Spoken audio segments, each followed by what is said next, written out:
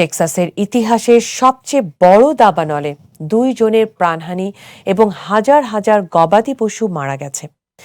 1.1 million acre জুড়ে ছড়িয়ে পড়া দাবানলে গলে গেছে লাইট পোস্ট, ধ্বংস হয়েছে বাড়িঘর এবং গোটা এলাকা পুড়ে ছাই হয়ে গেছে। দাবানলের মাত্র 5% নিয়ন্ত্রণে এসেছে। টেক্সাসের উত্তরের বাসিন্দাদের সতর্ক করে বলা হয়েছে দাবানল পরিস্থিতি সপ্তাহান্তে আরও খারাপ হতে পারে। আর্দ্রতা কমে এবং বাতাসের তীব্রতার কারণে এই পরিস্থিতির সৃষ্টি হতে পারে। টেক্সাসের উত্তরাঞ্চলের পেনহ্যান্ডল এলাকাতেই দাবানল সবচেয়ে তীব্র। সেখানে আছে বিশাল পশু খামার।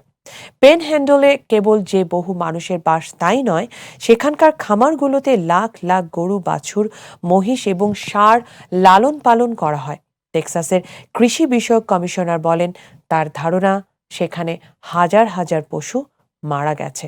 আরও আনুমানিক 10,000 পশু মারা যাবে বা স্বেচ্ছা মৃত্যু ঘটাতে হবে জানিয়ে তিনি বলেন, এটি খুবই দুঃখজনক।